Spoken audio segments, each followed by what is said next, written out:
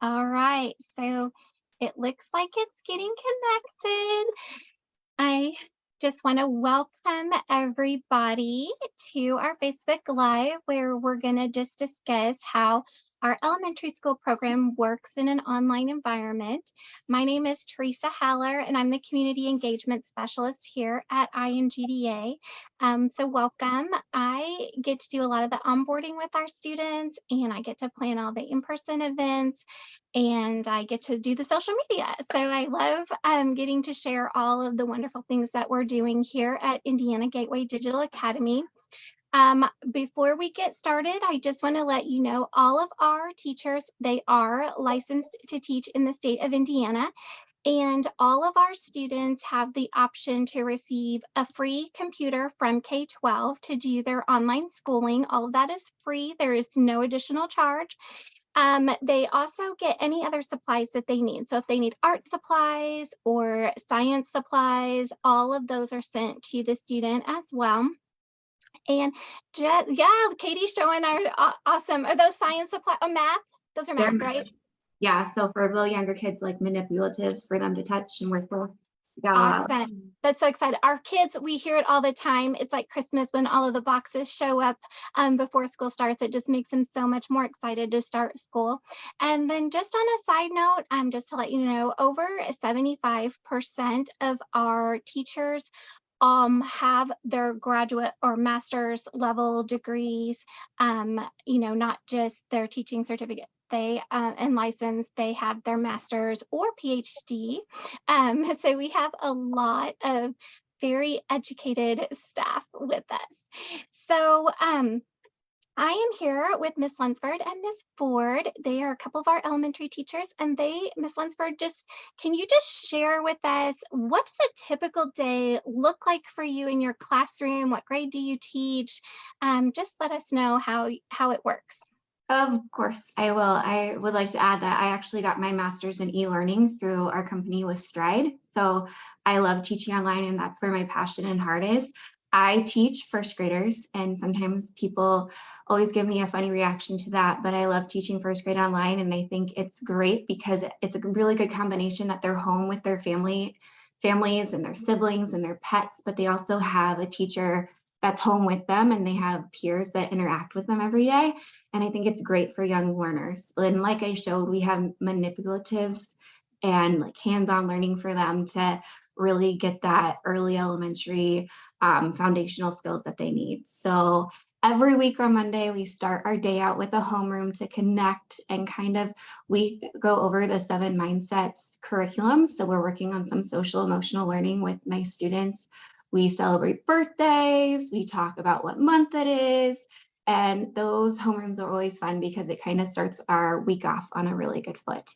In elementary or in first grade, we always have math and language arts every single day, Monday through Thursday.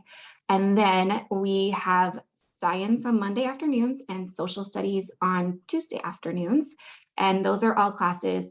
My math and language arts are differentiated, so I have those on skill-based needs, so I can work closer with those kids and work on the skills that they need to work on and kind of differentiate for the level that they're on. So all those kids are learning those Indiana state standards. Because we're an Indiana school, we really want to focus on those Indiana state standards, so our students are showing mastery of those skills. After that, when we have other times, we're doing more one-on-one or small group setting work. I work with a co-teacher who does special ed, and she will also pull students that need more one-on-one attention and more skills if they're behind in certain areas, which is amazing. And I love this point of year because I'm seeing so much growth in my first graders. And it's something that I'm so proud of, but I'm also so proud of the team that I work with. In the afternoons, 3 times a week, I also work with a fellow first grade teacher, and we work on math and language arts, like phonics skills for those kiddos that were behind at the beginning of the year. And we're also seeing really good growth with them. On Fridays, we usually tend to do some social activity, whether that's recess, show and tell, especially in first grade. I love teaching online because I get to see babies and siblings, but I also get to know the names of and can identify a lot of my students' pets. and I love that as well. So we get to see that a lot. And on Fridays, I do some small group and one-on-one work with kiddos that are kind of maybe need more help with assignments or struggling with concepts. And I also use that time to connect with my learning coaches who are the adults, or I sometimes refer to them as the grown up with my first graders that work with them each day. So if I feel like a student's falling behind, or I just need to check in with one of the learning coaches to make sure everything's going okay, I will call them, text them usually, and then send some emails out. I'm every morning starting my day replying to emails and checking my emails. So I'm in constant communication, whether it's email, text, or phone calls with my parents or their learning coaches, whoever that grown up might be in those first graders' lives. So I think that's about what my schedule looks like. You're muted. I tend to do that. I try to be really quiet while someone else is talking because I get so excited. I just want to like jump in and like share other information that's going on. But I love that it sounds like there's so much individual attention that goes on even in the online environment, that you have those opportunities and that you have those co-teachers with the special programs teachers and that help with the IEPs and the 504s. And I know Ms. Ford, you're going to kind of cover that a little bit as well. And you mentioned the learning coaches. So I just want to share what that is. So when students enroll with us and their parent or their legal guardian signs them up, they choose a learning coach. And the learning coach is just someone who is there at home with them just to be that coach, like help them with their online lessons if they need it, or help communicating with the teacher if they need it, or what button to push on the computer if they need that, especially with those younger kiddos, just to get them familiar with that and get those, fine motor skills in the kindergarten, first grade. It's most of the time a parent, but it doesn't have to be. We've seen grandparents, we've seen aunts and uncles, we've seen older siblings that are in the home. We've seen friends, like family friends, they kind of get together and take turns being a learning coach for a group of students. So it really can be anyone, just someone who's there. If that student has a question, they can be like, hey, how do I do this? Or how do I, what button do I push? Yeah. But I tell you what, after about 2 weeks, those students, they've got it down.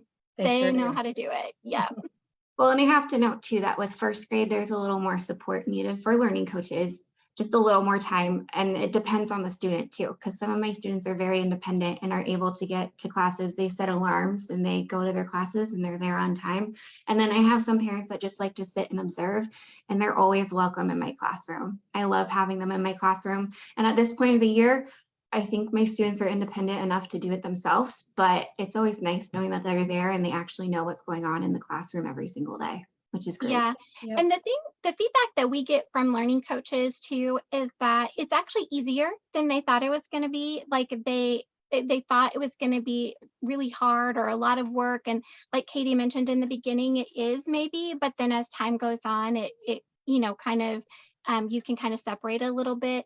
And also what we hear from our learning coaches is that they really enjoy being there and seeing firsthand that growth of their student and what they're learning. I mean, that's just such a unique experience when you're doing the online work. Mhm. So Absolutely. Mrs. Ford, she is our fourth grade teacher. Hello. Can you tell us a little bit how is fourth grade different than Katie's first grade class? Like how does that work during the day or the week schedule? Sure. So our schedule actually across the elementary is very similar. So we also start with homeroom on Monday, and that is just a point of connection. Fourth graders love to be social, and so that's the time that we have to share about our weekends or birthdays. Or our school, our student of the month is called the Devoted Dragon, so they love to celebrate each other for that. And then do some social emotional. With fourth grade, I do a lot of um, positive thinking. What do you do when you come to something that you don't understand? You don't give up, you keep going. So with those fourth graders, I feel like this is a pivotal point for them in their education as to whether or not they're going to have confidence in their learning no matter where they are, or they're going to feel badly about themselves. So that's really like the big thing that I push in my classroom, is having that positive self-talk. yes, but other than that, our day looks very similar to first grade. The big difference that we see with our fourth graders is they are much more independent. We still do see some parents that sit with their kids, but most of them will see them kind of walking around in the background.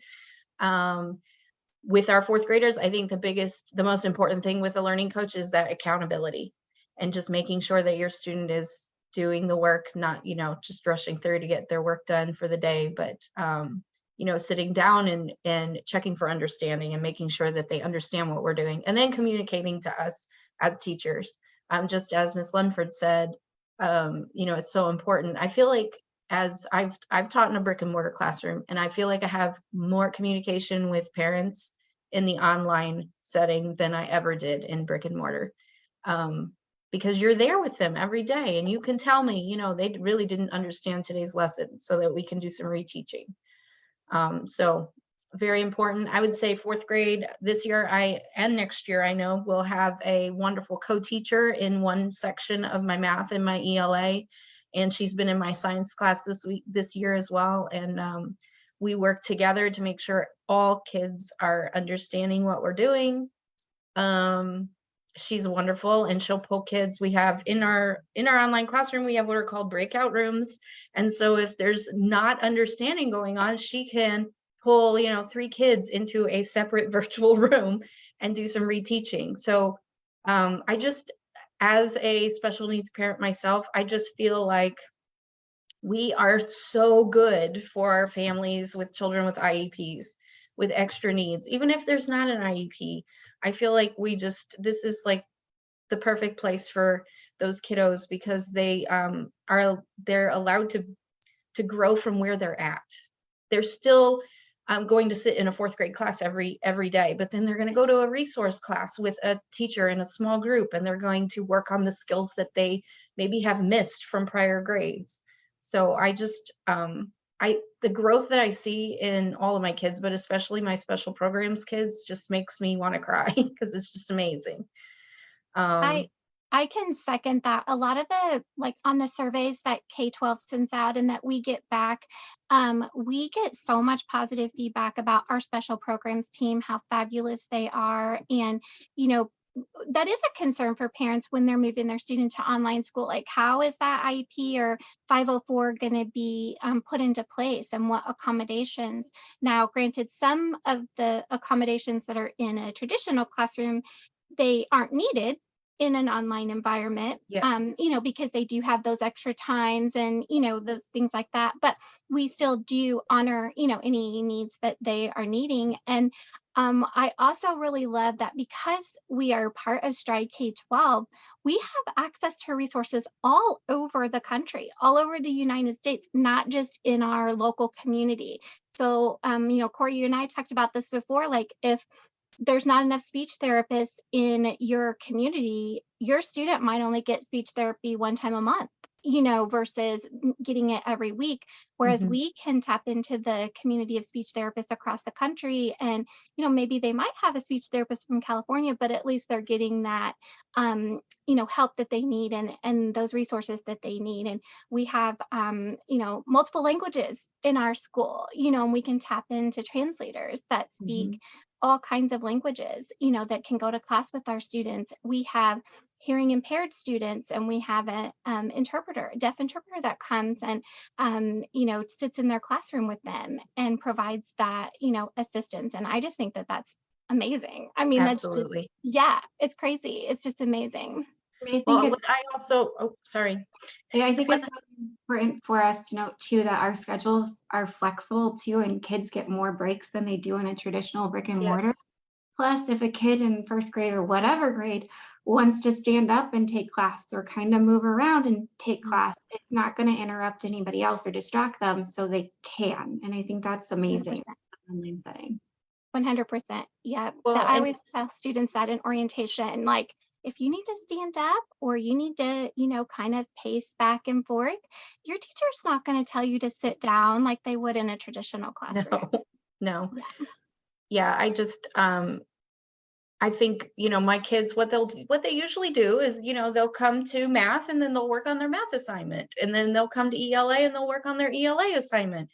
And they, they do. We don't have to worry about, the line, taking the line of kids to music class or to the bathroom even. I mean, so our kiddos, at the beginning of the year, it takes them longer to school, but by this time of the year, most of our kiddos are finishing up just after lunchtime, Yeah, you I know a know. lot of my students are super excited because the weather's getting nice and they're telling me they're going to Mhm.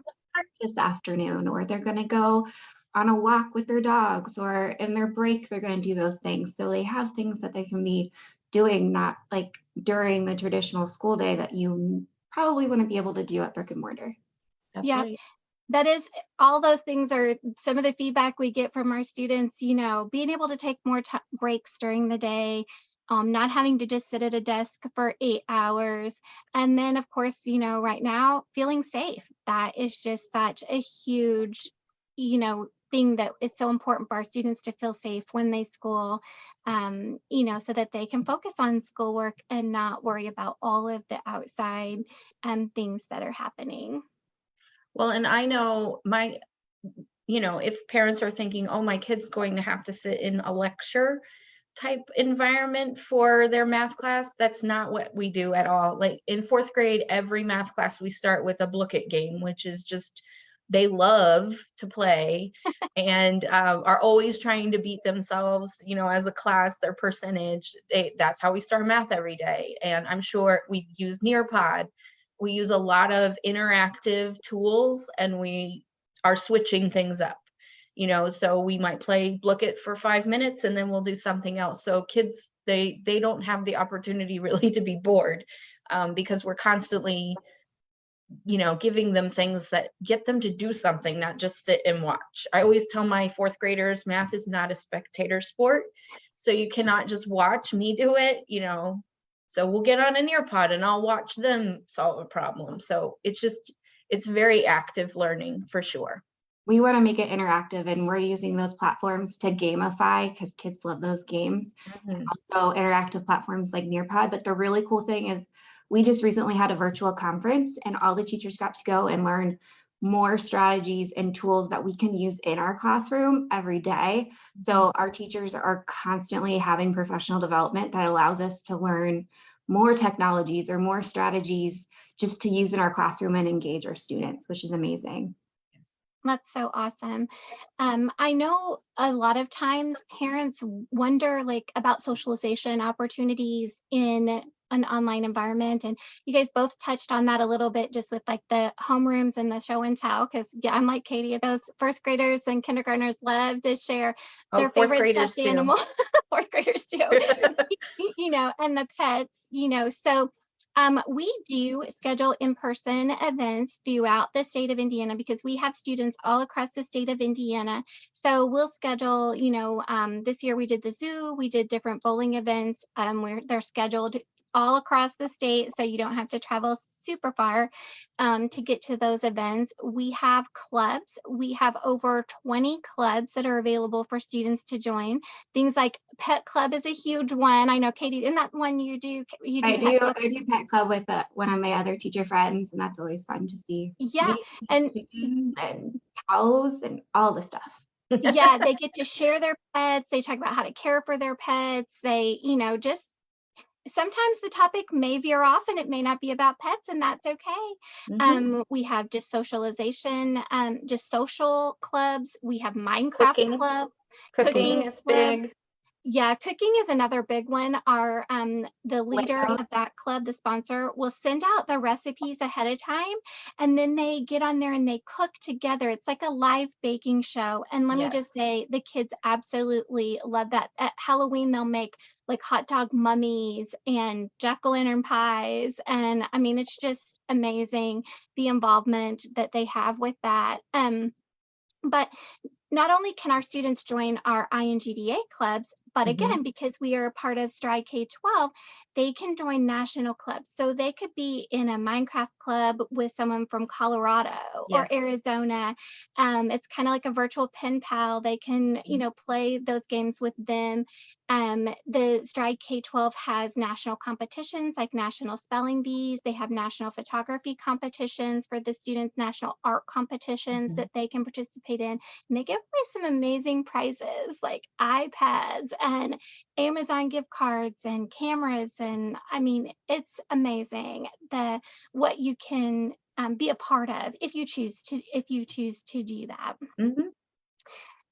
So we are currently enrolling for the 23-24 school year. So if you would like more information about how to enroll or getting your student signed up for next school year, you can call this number. I got to make sure I got my right finger going because sometimes it's backwards on Zoom. 877-763-8552. Or if you want to send me a message on Facebook, I am happy to answer any questions that you might have and put you in touch with the right people.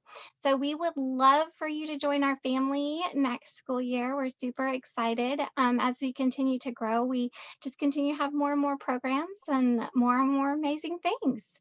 Is there anything else that you guys would like to add to what we've talked about? I don't think so. I think that we've really built a great community, and it's been very, because all of us have been here since we first started in the inception of our school, that it's amazing to see us grow and amazing to see all the lives of all the students that we're touching Mhm. and doing really whatever it takes to help them learn and grow each For year. sure. Yep. Yeah. I love that you added that in there, Katie, because that is our motto, whatever it takes. We do lots of individualized, personalized learning. Oh, look, Katie's, we have it on the back of our shirts, whatever it takes to help those students succeed and achieve and grow and, graduate high school. That is our ultimate goal. So, again, just reach out if you have any questions. And thank you guys so much for being here with me and helping me provide all of the important information to our future families. Absolutely. Of course.